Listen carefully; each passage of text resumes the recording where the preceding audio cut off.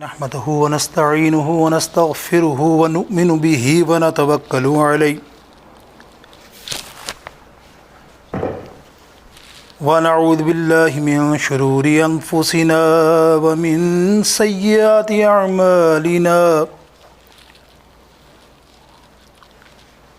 من يهده الله فلا مضل له ومن يضلله فلا هادي له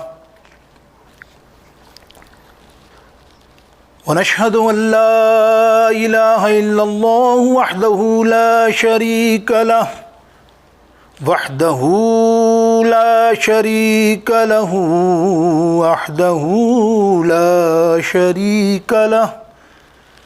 ونشهد أن سيدنا وحبيبنا وحبيب قلوبنا وطبيب قلوبنا ونورنا ونور ظاهرنا ونور باطننا وغاثنا وغياثنا ومغيثنا ومأوانا وملجأنا محمد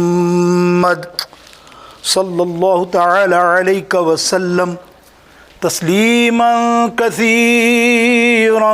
كثيرا أما بعد فأعوذ بالله من الشيطان الرجيم بسم الله الرحمن الرحيم يا أيها الذين آمنوا قوا أنفسكم وأهلكم نارا صدق الله مولانا العظيم رب اشرح لي صدري ويسر لي أمري واحلل عقدة من لساني يفقهوا قولي غوث اعظم بمن بے سر و ساما مدد قبلہ دی مدد کعبہ ایمان مدد ان اللہ وملائکتہ یصلون علی النبی یا ایھا الذین آمنوا صلوا علیہ وسلموا تسلیما اللهم صل على سيدنا ومولانا محمد وعلى آل سيدنا ومولانا محمد وبارك وسلم وصلوا عليه صلاة وسلام عليك سيدي يا رسول اللہ۔ اللہ تعالیٰ کی بارگاہ اقدس میں حمد و ثنا اور اس کے پیارے حبیب علیہ الصلوۃ والسلام کی بارگاہ اقدس میں درود و سلام کا نذرانہ پیش کرنے کے بعد واجب الاحترام سامعین محترم، حاضرین محترم، ناظرین محترم، آیت کریمہ سورہ تحریم سے تلاوت کی ایک حصہ جس پر انشاءاللہ ہم کلام کریں گے، اور انشاءاللہ آپ کے علم میں ہے کہ پچھلے جمعوں سے ہم نے، بلکہ تقریباً 3 جمعے ہو گئے کہ ہم حقوق پر بات کر رہے ہیں، حقوق العباد۔ اس سلسلے میں ہم نے پریویسلی پیرنٹس رائٹس پر بات کی گفتگو کی الحمدللہ۔ تو آج ہمارا جو حقوق کی بات کرنی ہے وہ اولاد کے حقوق والدین پر۔ الحمدللہ اتنا تو ہے کہ اس میں کچھ باتیں، بہت زیادہ باتیں نہ ہوں، کوئی نہ سمجھے تو 1-2 بات تو کسی کے سمجھ میں آ ہی جاتی ہوگی، جو بے خبر ہیں، بظاہر خبر تو ہے لیکن بظاہر بے خبر ہیں، تو انہیں علم ہو۔ اور خاص کر میں آپ لوگوں سے التماس کرتا ہوں کہ اپنی گھر کی خواتین کو بھی اس پہ رجوع ڈالیں تاکہ انہیں بھی کچھ علم ہو۔ سارا علم آپ رکھ لیں گے تو پھر آگے کام نہیں بنے گا، کیونکہ آج کا جو بیان ہے وہ دیکھا جائے تو جو حصہ ہے ہمارا وہ عورتوں پر مبنی زیادہ ہے، کیونکہ اولاد کے حقوق میں بہت زیادہ فرض والدین کا تو ہے، والد کا بھی ہے، لیکن کہا جاتا ہے نا درسگاہ پہلی ماں کی گود، یہ بہت اہم ہے جو آج آپ گفتگو سنیں گے آپ قرآن و حدیث کی روشنی میں انشاءاللہ۔ تو وہ سنیں، اور اپنے گھر میں کوئی کمی خامی ہو، انسان میں بھی ہوتی ہے، تو کوئی نئی بات علم ملے تو ہو سکتا ہے کہ وہ اصلاح اپنی کر لیں، اور اللہ اکبر کو اصلاح کر لے تو کیا بات ہے میرے دوستوں۔ تو اس آیت کریمہ کے تحت بے شمار مفسروں نے کلام کیا۔ آج ایک مفسر کا ہم مختصر سا ذکر کریں گے، وہ ہیں حضرت علامہ محمد بن محمد بن جریر طبری رحمۃ اللہ تعالیٰ علیہ، مفسر، بہت بڑے مفسر ہیں اور آج کے نہیں ہیں، 200 صدی 210 متوفی وفات ہے ان کی، غالباً 310 200 کے قریب 200-250 کے قریب آپ کی پیدائش ہے غالباً، اور 310 جو ہے آپ کی 300 صدی کا امام ہے، وہ بہت بڑا امام ہے، بہت بڑے عالم اپنے وقت کے، بڑی کتابیں لکھی. تو وہ اس کی شرح میں تفسیر میں بیان کرتے ہیں کہ یا ایھا الذین آمنوا قوا انفسکم واہلکم نارا، کہ اللہ تعالیٰ ارشاد فرماتا ہے اپنے آپ کو بچاؤ جہنم کی آگ سے اور اپنی اہل اولادوں کو، اپنے گھر والوں کو اس جہنم کی آگ سے بچاؤ. وہ کیا ہے؟ تو آپ فرماتے ہیں کہ نبی علیہ الصلوۃ والسلام کا ارشاد ہے اس آیات کے تحت کہ اللہ ارشاد فرماتا ہے اپنے آپ کو اور اپنی اولادوں کو اللہ کے حکم پر ڈھال دو، یعنی اللہ اور رسول کے احکامات پر ڈھال دو. دوسری صورت میں دین علم سیکھو اور سکھاؤ اولادوں کو، دین کا علم دو اپنی اولادوں کو، ان کو جہنم کی آگ سے بچاؤ. اور کیا فرمایا کہ اچھی اور سچی پیاری باتیں اپنی اولادوں کو سکھاؤ، یہ تم پر فرض ہے. نبی علیہ السلام نے فرمایا کیوں؟ کہ میں خود یہ عمل کرتا ہوں. میرا آقا کیا فرما رہے ہیں؟ میں نے خود عمل کیا، تو اب امت کو میں تلقین کرتا ہوں کہ وہ اپنے گھر والوں کو دین اور علم دین اور علم کی معلومات اور سچی اور اچھی اللہ اور رسول کی باتیں ان تک پہنچائیں، انہیں بتائیں، کیونکہ کل تو پکڑ ہے. اسی لیے فرمایا نا، فرض کا مقصد کیا ہے کہ جو آج نہیں بتاؤ گے تو کل پکڑ ہے عرش کے اوپر. جب حشر میں جاؤ گے تو پتہ تو چلے گا، چاہے وہ کتنا ہی خطرناک بچہ آپ کا ہو. وہ تو یہ کہہ کے بچ جائے گا میرے باپ نے تو کبھی مجھے نماز کے لیے ہاتھ پکڑ کے نہیں لے گیا، تو اپنا ہی جاتا تھا، اپنا ہی آتا تھا، گاڑی اٹھائی نماز پڑھنے، کبھی مجھے جھوٹے سے بھی نہیں بولا چلنا نماز پڑھنے، ہے کہ نہیں؟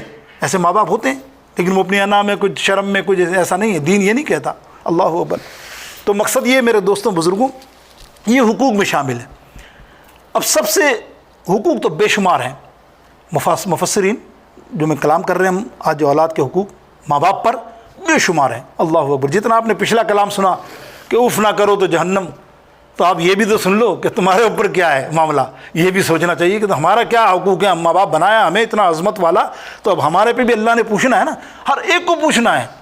یاد رکھیے، مالک غلام، آقا غلام، تو غلام کے بھی حق ہیں مالک پر. ایسا نہیں ہے کہ مالک کو نہیں پوچھا جائے گا، اس نے خرید لیا تو جو کچھ بھی کرے، نہیں، ہر ایک پہ حق ہے، ہر ایک سے پوچھا جائے گا. کلکم رائن کلکم سائلون والی بات، کہ ان سے ہر ایک سے سوال کیا جائے گا جو اپنے منصب پر ہے، جو اپنا کام کر رہا ہے، چاہے وہ نوکری کر رہا ہو یا چاہے بزنس کر رہا ہو. تو یہاں کیا حقوق بے شمار ہیں اولاد کے، وہ ہم تذکرہ مختصر کریں گے چیدہ اتنا تو نہیں. لیکن قرآن پاک سے پوچھتے ہیں پہلے کہ سب سے پہلے قرآن مجید کیا کہتا ہے اولاد کے حق کے بارے میں. سنیے آپ، ہم سے پہلے قرآن، پھر انشاءاللہ احادیث کی روشنی میں جائیں گے. اللہ رب العالمین ارشاد فرماتا ہے تمہاری اولاد پر تمہارا پہلا یا سب سے بڑا حق کیا ہے؟ وہ اس کے پیدا ہونے سے پہلے حق ہے. وہ کیا حق ہے؟ یعنی پیدا ہوا ہی نہیں ہے بچہ، اس سے پہلے حق ہے. اس سے پہلے حق یہ ہے کہ تم جب دعا مانگو اللہ مجھے اولاد دے، تو صرف یہاں نہ رک جاؤ، آگے بولو اللہ نیک صالح اولاد عطا فرما. یہ ہے حق آپ کا. عمومی طور پہ نالج نہیں ہے تو کوئی دعا مانگی کہ یار دعا کرو شاہ صاحب فلانا دعا کرو، اولاد نہیں ہے، اولاد ہو جائے، اولاد ہو جائے، یہی نا جملے رٹے ہوئے. ارے آگے جملہ کیوں کہ یہ انبیاء کرام کی سنت ہے. یہ انبیاء کرام کے قرآن پاک میں جگہ جگہ ارشادات ہیں کہ جب بھی انہوں نے اللہ سے مانگا اولاد کے لیے، ابراہیم علیہ السلام 80 81 82 برس ہو گئے، بظاہر بوڑھے ہو گئے، امید بظاہر نہ تھی بظاہر، لیکن اللہ کی بارگاہ میں عرض کی اللہ نے ایک اولاد عطا فرما. دعا مانگی نا تو کیسی اولاد؟ اسماعیل علیہ السلام نبی اللہ نے عطا فرمایا. اور وہ نبی بھی کیسا صابرین، کیسا شکر کرنے والا، اور کیسا فرما بردار کہ سیدنا ابراہیم علیہ السلام ذبح کرنے لے جا رہے ہیں اور کہہ رہے ہیں بیٹا، مشورہ کر رہے ہیں، بیٹا دیکھ آج تجھے میں اللہ کے حکم سے ذبح کرنے جا رہا ہوں، کاٹنے جا رہا ہوں تیری گردن، کیا تو راضی ہے؟ اللہ اکبر. اور بیٹا دیکھو کیسا فرما بردار، کہتا ہے ابا جان اگر اللہ کا حکم ہے تو ستجدونی انشاءاللہ من الصابرین، آپ مجھے صابر پائیں گے، شکر کرنے والا پائیں گے. تو اولاد دیکھیں نا، دعا مانگی تو یہ اولاد نا. اب آ جائیں دوسری، حضرت زکریا علیہ السلام. حضرت زکریا علیہ السلام کی دعا تو بڑی مشہور ہے کتاب میں، کیا بات ہے اور کیسی دعا ہے. علامہ جلال الدین سیوطی نے پورا ذائچہ، پوری مفہوم اس کا بیان کیا. امام جلال الدین سیوطی کون ہے؟ 800 صدی کے امام ہیں، مجدد ہیں. سرکار علیہ الصلوۃ والسلام کا دیدار خواب میں 75 مرتبہ آپ کو اللہ نے عطا فرمایا. 27 مرتبہ جاگتی آنکھوں سے خواب دیکھا. جاگتی آنکھوں سرکار علیہ السلام کو دیدار کرنے والے کون ہیں؟ علامہ جلال الدین سیوطی علیہ رحمت و رضوان. بہت بڑے مفسر، نو ڈاؤٹ، اس میں کسی کا کوئی کلام نہیں ہے، کوئی کسی کی بان حجت نہیں کہ اتنے بڑے امام ہیں. وہ لکھتے ہیں، سنیں آپ، وہ ایک نقطہ بھی لکھتے ہیں اس پر. فرماتے ہیں زکریا علیہ السلام کی دعا کیسے قبول ہوئی. وہ تو اللہ دعا تو بہرطور نبی کی قبولی ہوتی ہے، لیکن وہ دعا جو انہوں نے مانگی وہ کیسے مانگی وہ ہمیں تعلیم کی ہے.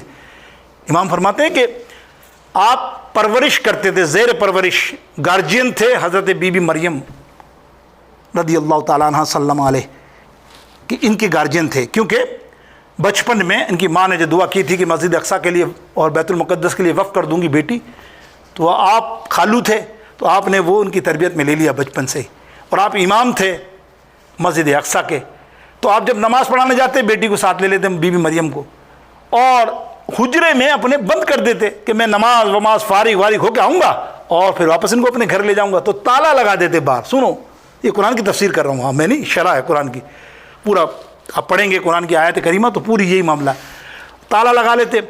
ایک دن ایسا ہوا کہ دیر ہو گئی کسی معاملے میں مسجد میں ہی، 2 4 5 گھنٹے ہو گئے، 6 گھنٹے ہو گئے، واللہ عالم.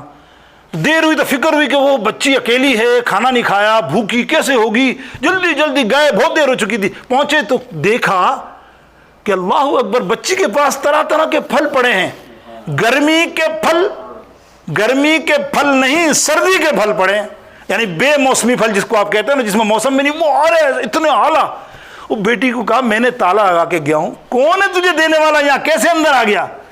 تو کہتا ہے میں جس کے لیے عبادت کرتی ہوں نا، اس سے دعا مانگتی ہوں نا، وہ میری دعا قبول کرتا ہے اور یہ پھل مجھے پہنچاتا ہے.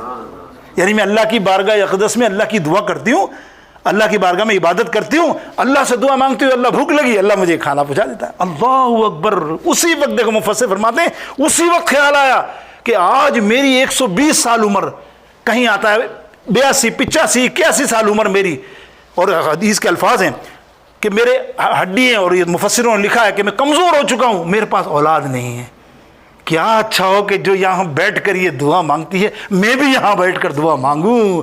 آپ نے وہی دعا مانگی، یا اللہ رب ہب لی من الصالحین، اللہ مجھے ایک صالح لڑکا عطا فرما. اللہ نے فرمایا جا زکریا، تجھے ہم نے یحییٰ عطا فرمایا.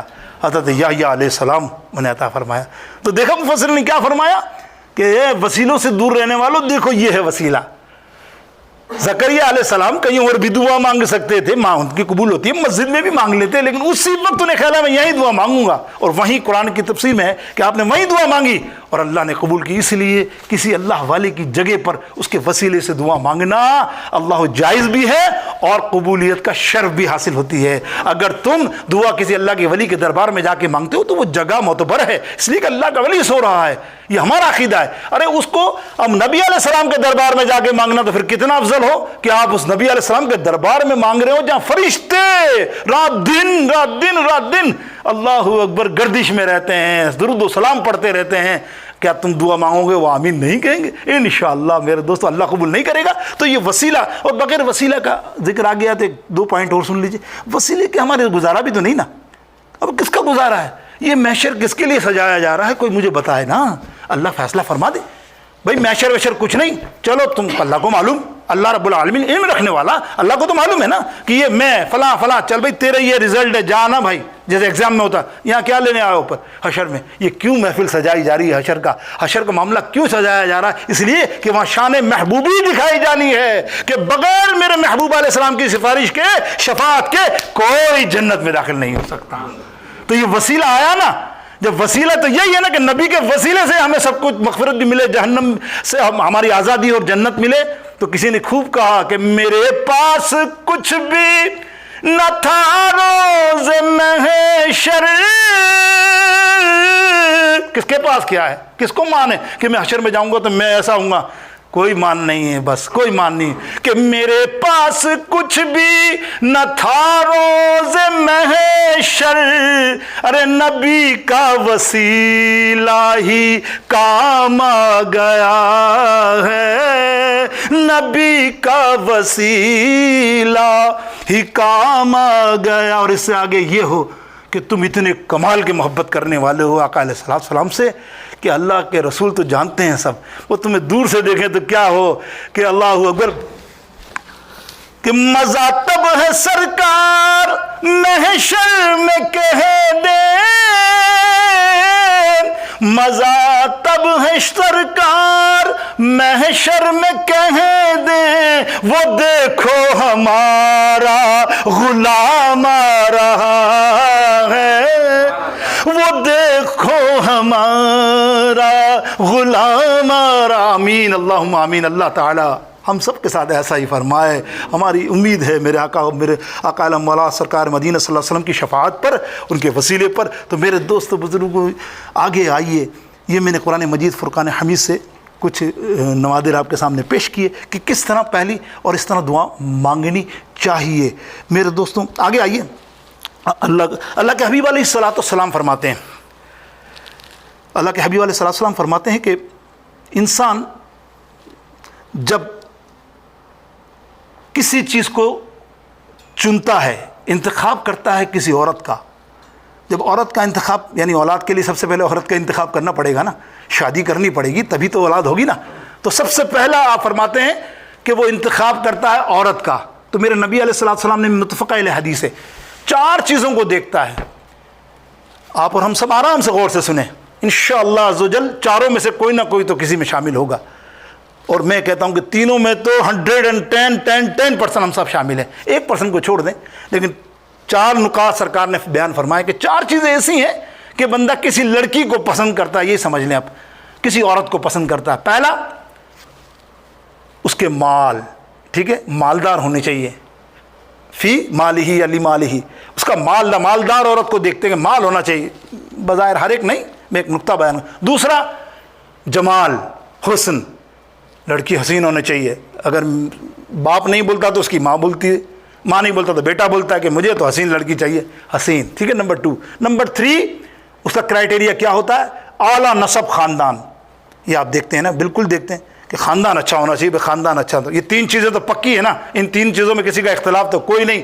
لیکن چوتھی چیز جو میرے نبی علیہ السلام نے فرمایا کہ کسی عورت کو اپنا شریک حیات بنانے کے لیے دیکھو فی دین ہی، کہ وہ دیندار ہے، نیک سیرت ہے کہ نہیں۔ اور یہ چوتھی صورت ہم میں سے بیشتر لاکھ بھی کہوں تو کم ہے، دیکھتا ہی نہیں۔ وہ دین تو دور کی بات ہے کہ وہ نمازی ہے، نیک ہے، دین کا علم جانتی ہے کہ نہیں۔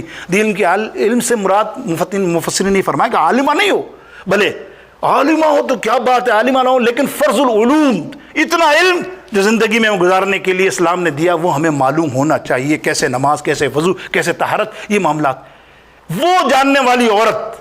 سرکار نے فرمایا چوتھی پہ جو رجوع رکھتا ہے، چوتھی والی پہ جو عمل کرتا ہے، اس کی نسل نیک پیدا ہوتی ہے، اس کی تربیت میں نسل نیک در نیک ہوتی ہے۔ اور یہ تاریخ میں، حدیث کی کتابوں میں آپ دیکھو بے شمار واقعات آپ کو ایسے ملیں گے، اللہ بے شمار واقعات آپ کو ملیں گے ایسے کہ کیا ہوا کہ ہمیں سوچنا یہ چاہیے کہ منع یہ نہیں کیا، منع نبی علیہ السلام نے یہ نہیں کیا، کسی حدیث میں یہ منع نہیں ہے کہ آپ مال کی والی کو نہ دیکھو، مثال اعلیٰ نسل کو نہ دیکھو، خوبصورت نہ دیکھو، سب دیکھو، تھوڑا سب دیکھو، کوئی بات نہیں، لیکن دیندار کو فوقیت دو، اس لیے کہ تمہاری کل نسل پلنے والی ہے۔ تم نے تینوں اعلیٰ رکھ لی، عورت ہی جاہل ہوئی تو پھر وہ بچوں کو دین کی تعلیم کیا دے گی؟ تو بچہ تو پھر تم لاکھ شکایت کرو۔ آؤ نا، ایک بہت بڑا مفکر، بہت بڑا شاعر، انٹلیکچوئل بندہ عربستان کا، جس کے دونوں بیٹے شیخ الحدیث، شیخ مفتی اعظم اس وقت کے، اور نوجوان اتنے، تو وہ کوئی انٹرویو لینے کے لیے وہاں کا کتاب اخبار لکھنے والا یا ان کے اوپر کتاب لکھنے والے نے سوچا کہ میں دیکھوں یار، یہ باپ سے پوچھوں کہ یہ باپ نے بیٹے کیسی تربیت کی ہے یار، اتنے دونوں اعلیٰ قسم کے مفتی اور شیخ الحدیث اور عالم فاضل، تو کیسے کی؟ تو میں لوگوں کو بتاؤں لکھ کر کہ دیکھو ایسے کرو تربیت۔ وہ ان کے پاس پہنچا اور کہنے لگے حضرت میں آپ سے سوال کرنا چاہتا ہوں، ہمیں کتاب لکھ رہے ہیں فلاں فلاں. بولے کیا؟ بولے یہ آپ نے دونوں بچوں کو، اتنا بڑا عالم دنیا ان کی گرویدہ ہے، بڑا نام ہے ان کا، آپ نے دونوں بچوں کی اتنی اعلیٰ تربیت کی اور اتنا علم دین کا انہوں سکھایا، یہ کیسے ممکن ہوا؟ وہ انٹلیکچوئل شخصیت کہتی ہے خدا کی قسم یہ میں نے ان کے پیدا ہونے سے پہلے یہ عمل شروع کیا. وہ حیران ہو گئے کہ پیدا ہونے سے پہلے تربیت کیسے کی آپ نے ان بچوں کی؟ بولے میں نے سب سے پہلے اس کی ماں کا انتخاب کیا، اس کی ماں کے انتخاب کے لیے میں در در گھومتا رہا، کہیں مجھے مالدار نظر آئی، کہیں حسین نظر آئی، کہیں فلانا نظر آئی. میں شاعر ہوں، میرا ذوق ہے حسن، لیکن یہاں میں نے حسن نہیں دیکھا، ذوق میں نے دیکھا دیکھو کل اس کو میری نسل کی پرورش کرنی ہے، میرے بچوں کی پرورش کرنی ہے، کہیں کمی رہ گئی تو یہ میری نسل پھر آپ کو پتا ہے کیا حال ہوتا ہے پھر قیامت تک. مطلب یہ بندے کی نسل پھر وہ ایک جو خراب ہو تو پھر وہ عادت ہی خراب رہتی ہے. اس لیے میں نے انتخاب کیا دیندار عورت کو، اور میں نے دیندار عورت سے شادی کی، نیک سیرت عورت سے شادی کی. یہ اس کا ہے نتیجہ کہ اس نے ایسی تربیت کی کہ یہ میرے دونوں بچے آج عالم دین اور بہت بڑے محدث بنے ہیں. مل گیا جواز آپ کو. اللہ دیکھیں آپ آج ہمارا معاملہ کیا ہے. اللہ ماشاء اللہ ہم سنتے ہیں سمجھتے ہیں تب بھی آگے نہیں آتے. میرے دوستوں میرے نبی علیہ الصلوۃ والسلام ارشاد فرماتے ہیں، اللہ بڑی خوبصورت حدیث پاک، ورنہ حقوق کے اوپر اعلیٰ حضرت نے فتاوی رضویہ کے اندر شریف میں 80 حقوق بیان کیے ہیں والدین پر اولاد کے. 80 بہت ہیں. اس میں چیدہ تو آپ یہ سمجھ لیں جو آپ کو سمجھانا جا رہا ہوں. پہلی مثال، بچہ پیدا ہو اس کے کان میں اذان، اس کا نام اچھا رکھنا، اچھا نام رکھنا یہ حق میں شامل ہے والدین کے. کل پکڑ ہوگی اس ساری بابتوں کی، جب حق کی بات آتی ہے نا پھر پکڑ ہوتی ہے. اور اس کے بعد ماں کو دودھ پلانا، یہ قرآن پاک سے ثابت ہے. اللہ ارشاد فرماتا ہے یرضعنا، 2 سال تک دودھ پلائے گی ماں، اس کا حق ہے بچے کا ماں پر. اور تیسرا اس کے عقیقہ کرنا، اور اس کے بعد اس کا عقیقہ کرنے کے بعد اس کے بال سر کے منڈوا کر چاندی کے برابر صدقہ کرنا، وزن کے برابر صدقہ کرنا. ٹھیک ہے. اس کے بعد اگر وہ 7 سال کا ہو جائے اس کے کان میں اذان دینا، اقامت دینا، یہ پہلا کام ہے، بہت ہی امپورٹنٹ کام ہے یہ جو ہم بھولے ہوئے. اس میں اللہ مفسرین فرماتے ہیں پہلا بچہ جب پیدا ہوتا ہے نا شعوری طور پہ ہم شور مچاتے ہیں دنیا کی کھی وہ اس کے شعور میں بچے میں جاتا ہے. اگر تم پہلا اٹھاتے ہی اس کو اذان اور اللہ اکبر کا نام لگا دو تو شعوری طور پہ اس کی ساری شیطانیت ختم ہو جاتی ہے اور وہ نیک صالح بچہ بن جاتا ہے. بڑی پتے کی بات ہے، پتے کی بات ہے سوچنے والے امام اہل سنت نے بڑے پتے کی بات بتائی ہے. لیکن ہمارے یہاں تو ممکن نہیں ہے شاید، اس لیے کہ ہاسپٹل میں دوسرے معاملے. اپنے ملک میں تو آپ کر سکتے ہیں نا کہ فوراً بھلے سب کو رک جاؤ بھائی، دادا نیک لوگ سے اذان دلاؤ، گھٹی دلاؤ. تحقیق نبی علیہ السلام نے امام علی مقام امام حسن حسین کی خود گھٹی دی، زبان سے چسوایا، اور شہد کی بیچ سے بھی گھٹی دی جاتی ہے جو زبان کے تالو کے نیچے رکھتے ہیں. یہ بہت نیک عمل ہے اور نیک آدمی سے کرانا. اعلیٰ حضرت عظیم المرتبت نے کبھی بھی بغیر سادات کے اپنے بچوں کی گھٹی دلائی نہیں. کمال ہے، دکھا دو. حیرت میں پڑ گئے جب حیرت پڑے تو آج اس کا رزلٹ دیکھ رہے ہیں. ان کے گھر میں ایک عالم ہے تو کوئی فاضل ہے تو کوئی مفتی اعظم ہے تو کوئی طالب وہ کیا ہے مفکر اسلام ہے تو اللہ اکبر بڑے بڑے چہدہ اللہ کے ولی پیدا ہوئے ہیں. ایسے ہی نہیں بندے اللہ والے اور علم والے سوچتے ہیں. یہ بڑی بات ہے، علم کی سمجھنے کی بات ہے. میرے دوستوں اب 7 سال کا برس ہو تو اس کو نماز کی تلقین سکھاؤ. اور 10 برس میں سرکار نے فرمایا یضرب، مارو. میرے نبی فرما رہے ہیں اگر وہ نماز نہ پڑھے بچہ تو مار کے نماز پڑھاؤ، سختی سے سختی کرو اس کو کہ نماز پڑھائے. وہی عمر ہے یہ 10 سے 12 سال. اس عمر میں اگر اس نے نماز کا شوق پیدا ہو گیا پھر وہ مرتے دم تک بے نمازی نہیں ہوگا. میرے دوستو یہ ہمیں حقوق کی کچھ میں نے آپ کو چیدہ بیان کی. آئیے نا نبی علیہ السلام کی حدیث پاک ایک اور بیان کر رہا ہوں. میرے پیارے آقا علیہ السلام کا ارشاد سنیے. اللہ اکبر. بے شمار مفسروں نے اور محدثوں نے کلام کیا. اللہ کے حبیب علیہ السلام فرماتے ہیں کہ 3 چیزیں اپنی اولاد کو سکھاؤ. کیا فرمایا؟ 3 چیزیں. ادبوا اولادکم 3 خصائص. 3 خاص چیزیں جو اپنی اولاد کو سکھا دو. اللہ اکبر، واہ واہ. اگر یہ 3 چیزیں آپ کی اولاد کو مل گئی نا خدا گواہ ہے جنت ان کا انتظار کرے گی. ایسا نیک بن جائیں، ایسے پیارے بن جائیں. کیسے؟ نبی علیہ السلام نے مانا پہلی حب نبیکم، اس کے دل میں نبی علیہ السلام کی محبت کو ڈالو. دوسری حبی اہل بیتی و اصحابی، اس کے دل میں میری اہل بیت اور اصحاب کی محبت کو ڈالو۔ تیسری حب القرآن تعلم القرآن، قرآن کی محبت اس کے اندر ڈالو، قرآن سکھاؤ، سیکھو، اس کو سکھاؤ، قرآن سننے کی تعلیم دو، قرآن کو پڑھنے کی تعلیم دو۔ پہلی بات، اور دوسری بات میں یہ مسئلہ بیان کر دوں کہ آپ اولاد، ماں جو ہے نا، ماں کا سارا کام ہوتا ہے۔ ماں جو یہ اس کو بے شمار مکی ماؤس اور ٹکی ماؤس اور پھلاؤنی ماؤس اور چلانی ماؤس کی جو اسٹوریاں سناتی ہے، اس سے بہتر ہے کہ وہ نبی علیہ السلام کی احادیثیں سنائے، حضور علیہ السلام کی محبت بھری باتیں سنائے۔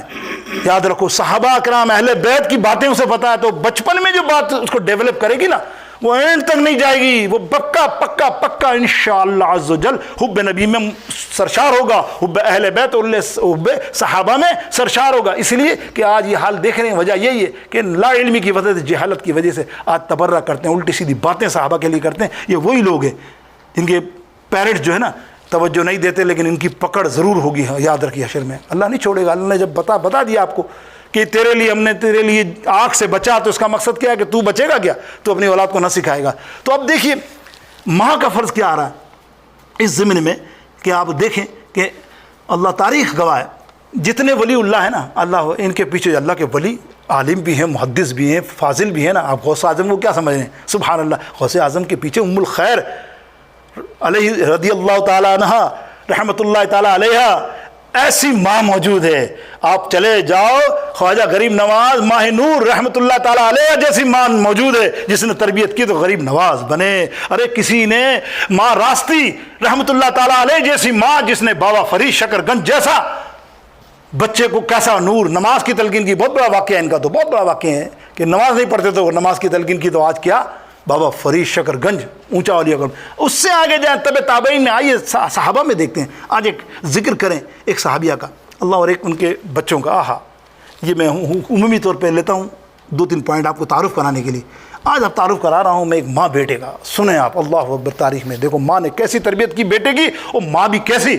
ماں کا نام ہے حضرت ام عمارہ رضی اللہ تعالی عنہا، اور آپ کے شوہر کا نام ہے زید بن عاصم رضی اللہ تعالیٰ عنہ۔ پہلے انصاری مسلمان جوڑا، اللہ، عاشق رسول، اور آپ اتنی عاشقہ، اتنی محبت کرنے والی رسول اللہ صلی اللہ علیہ وسلم سے کہ ہر غزوہ میں آپ کے ساتھ، اور غزوہ میں ساتھ ہونا الگ بات نہیں ہے، مجاہد تلوار لے کے اکیلے لڑتی تھیں آپ۔ صحابہ کہتے تھے یہ تو ہم سے بھی بڑھ کر جو ہے نا بہت بہادر، اور رسول اللہ صلی اللہ علیہ وسلم کا خود فرمان تو سنو ان کے بارے میں۔ آئے ہائے، میرے نبی علیہ السلام فرماتے ہیں، احد کا فرمان ہے، احد کا جنگ تھی، آپ کو معلوم ہے احد کے غزوہ میں کیا ہوا تھا؟ دشمنوں نے حملہ کر دیا رسول اللہ صلی اللہ علیہ وسلم پہ، اور رسول اللہ صلی اللہ علیہ وسلم دیکھ رہے کہ ایک عورت چاروں طرف میرے گھری ہوئی ہے، گھومی ہوئی ہے، کسی کو آنے نہیں دیتی، جو آتا اس کو تلوار سے وار کرتی، سامنے کھڑی ہو جاتی، لڑتی، لیکن کوئی تلوار میرے پاس، کوئی تیر میرے پاس آنے نہیں دیتی۔ میں دیکھتا ہوں، کہتا ہے او ام عمارہ، تو نے آج حق ادا کر دیا۔ اللہ اکبر۔ کہنے کے لگ سرکار علیہ السلام فرماتے ہیں دعا مانگتے ہوئے، یا اللہ، دیکھیں یہ دعا سنو، اللہ کے حبیب علیہ السلام نے کیا فرمایا؟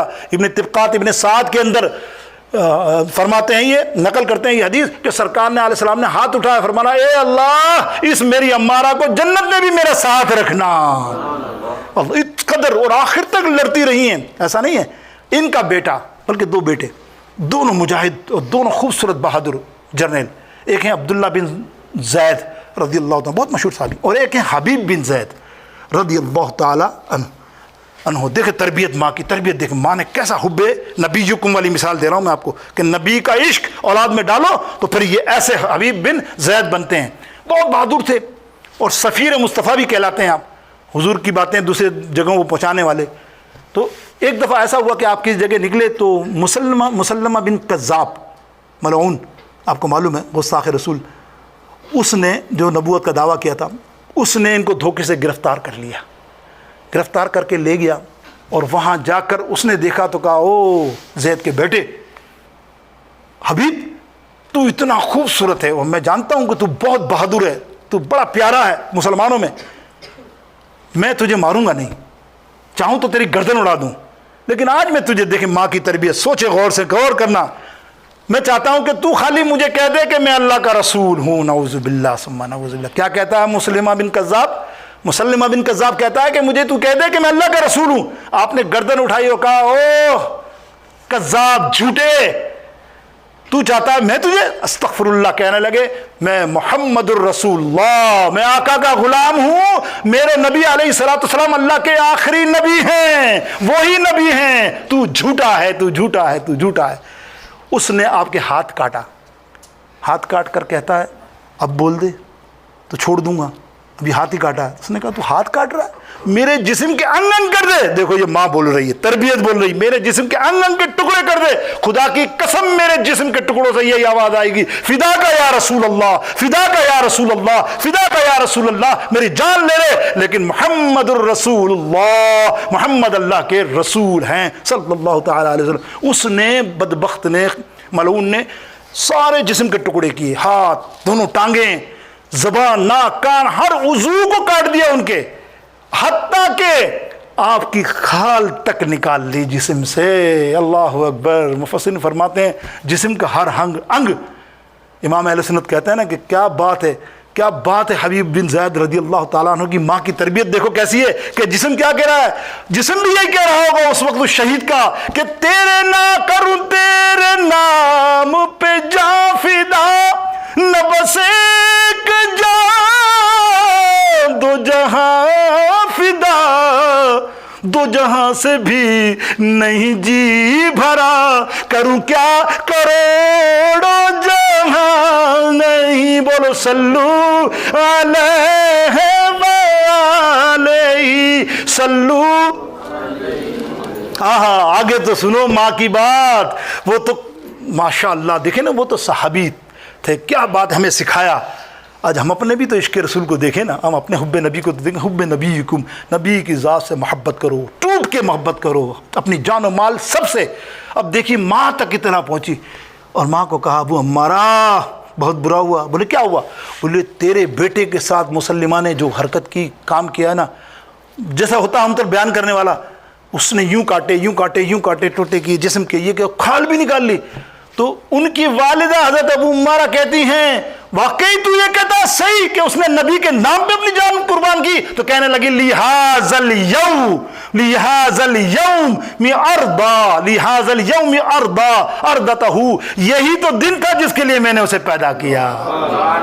اللہ، اور یہ ماں ہے میرے دوستوں بزرگوں۔ بہت آگے چلی جائے بات اسی ذکر کے اندر میرے دوستوں کے، اسی ماں نے اس مسلمہ بن کذاب کو نہیں چھوڑا، خدا گواہ، تاریخ گواہتی، مارا تو اس نے، وحشی نے، حضرت وحشی نے تھا اس مسلمہ بن کذاب کو، لیکن تاریخ لکھتی ہے، احادیث لکھتے ہیں، ابن سعد لکھتے ہیں کہ آپ کے ہاتھ کاٹ دیا اس بدبخت نے، اور آپ لڑتی رہی، اور آخر میں وہ جو پیٹ میں مارنے والی تھی مسلمہ کو، تو آپ نے دیکھا مڑ کے تو ان کا بیٹا عبداللہ بن زید رضی اللہ تعالیٰ وار کیا اور گردن اس کی اڑا دی، لیکن اس سے پہلے مڑ کر دیکھا تو اب وحشی نے بھالا مار دیا تھا اس کو، وحشی نے تمام کر دیا، 3 آدمی، تو کہا آج میرے بیٹے کا بدلہ ہم نے لے لیا۔ میرے دوستو بزرگوں، یہ ہے ماں کی، میں نے کہا نا خاص۔ ایک اور آخری بات 2-3 منٹ کی، جب اتنی ہوئی ہے تو میں ایک تابعی کی بات بھی کر دوں کہ ماں کی تربیت کتنا کام کرتی ہے، آپ کو اندازہ نہیں ہے اس بات سے۔